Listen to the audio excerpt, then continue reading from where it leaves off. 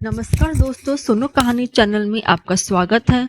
मैं वर्षा आज आपको सोमवती अमावस्या की कहानी, पूजन विधि व महात्म्य के बारे में सुनाने जा रही हूँ। जब कभी भी सोमवार के दिन अमावस्या आती है तो उसे सोमवती अमावस्या कहा जाता है। इस दिन शंकर पार्वती के साथ पीपल के पेड़ की भी पूजा की जाती है। महिलाएं समूह में भक्ति गीतों का गायन करते हुए पीपल की परिक्रमा भी करती हैं।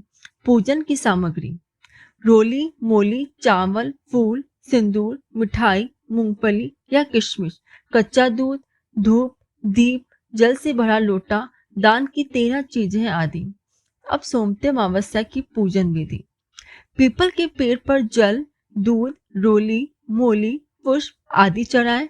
इसके बाद दीपक जलाएं, पीपल के पेड़ के भोग लगाएं और 108 मूंगफली या किशमिश चढ़ाएं। अपनी मांग में सिंदूर लगाएं और रोली से तिलक निकालें। सोमवती अमावस्या की कहानी सुने। इसके बाद शिवजी और पार्वती जी का ध्यान करके पीपल के पेड़ को प्रणाम करें। अमर सुहाग की कामना करते हुए 8 परिक्रमा करें।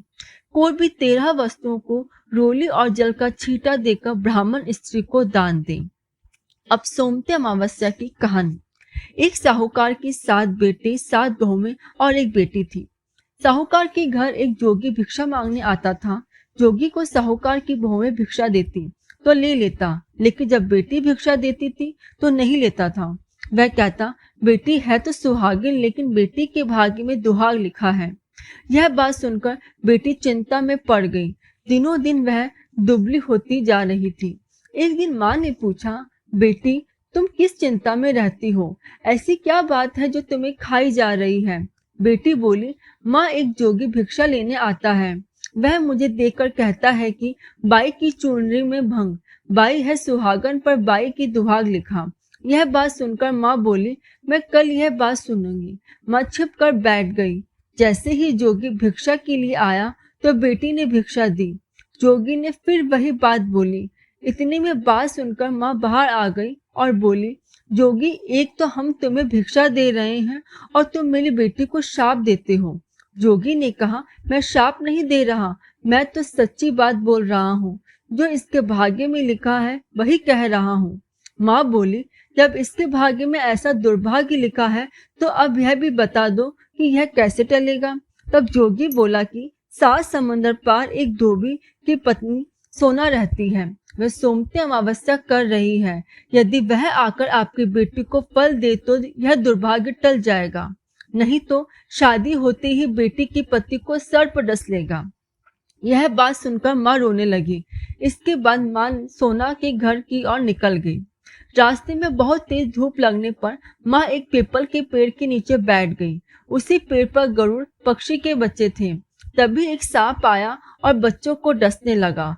साहूकार की पत्नी ने देख लिया और उसने सांप को मार गिराया। तभी गरुड़ पक्षी का जोड़ा आया और वह साहूकार की पत्नी को चोंच मारने लगा।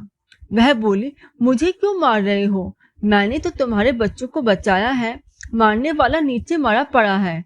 इसके बाद गरुड़ पक्षी ने कहा कि तुमने मेरे बच्चों को बचाया है तो बोलो, तुम क्या मांगना चाहती हो? साहूकार की पत्नी बोली, पहले वचन दो। गरुड़ ने वचन दिया। तब उसने कहा, 7 समुद्र पार एक धोबी की पत्नी सोना रहती है, मुझे उसके घर छोड़ आओ। गरुड़ ने साहूकार की पत्नी को सोना के घर छोड़ दिया। वहां जाकर साहूकार की पत्नी सोचने लगी कि मैंने इसे कैसे खुश करूं कि यह मेरे साथ चलने को तैयार हो जाए। सोना की 7 बेटी और बहुएं थी। उसकी 7 बहुएं आपस में लड़ती थी और काम नहीं करती थी। रात को जब सब सो जाते तो साहूकार की पत्नी वहां जाती और घर का सारा काम करके आ जाती। सुबह बहुएं उठती तो सोचती कि सारा काम किसने कर दिया, लेकिन वह आपस में एक दूसरे से नहीं पूछती। एक दिन सोना ने अपनी बहुओं से पूछा कि आजकल तुम आपस में लड़ती नहीं हो और घर का सारा काम भी कर देती हो, कौन सी बहू सारा काम करती है? बहुओं ने कहा कि माताजी, चाहे लड़ाई करके करें या राजी से, काम तो हमें ही करना है। एक दिन सोना ने सोचा कि आज मैं खुद देखती हूँ कि कौन सी बहू सारा काम करती है। वह रात को जागती रही। तभी एक औरत आई। वह घर का सारा काम करके सुबह होने से पहले ही जाने लगी। तभी सोना ने पूछा कि तुम कौन हो?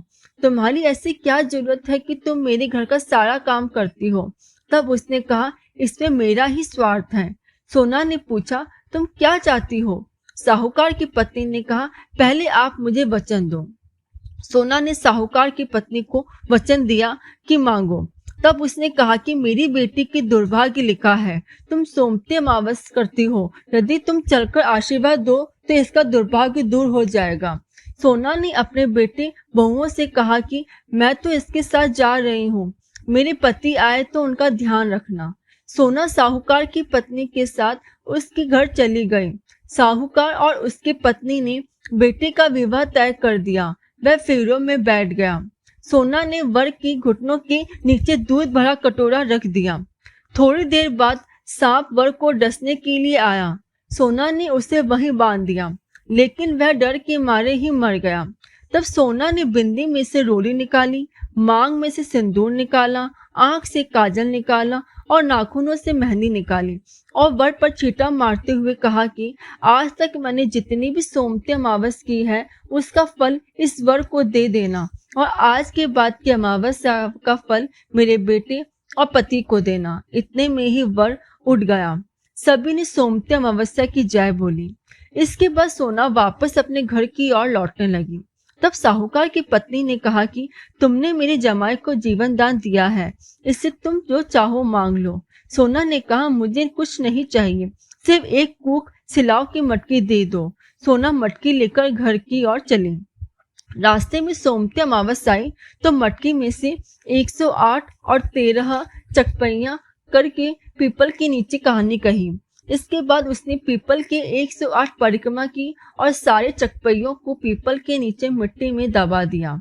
अपने घर पहुंचते ही सोना को उसका पति मरा हुआ मिला। उसने बिंदी में से रोली, मांग में से सिंदूर, आंख में से काजल और नाखूनों में से मेहंदी निकाली और उसका छींटा पति को देते हुए कहा कि रास्ते में मैंने जो सोमती अमावस की थी उसका फल मेरे पति को दे दो। इतना कहते ही उसका पति खड़ा हो गया। इतने में ही घर का ज्योतिषी आया और उसने सोना से कहा कि सोमती अमावस्या का फल दो।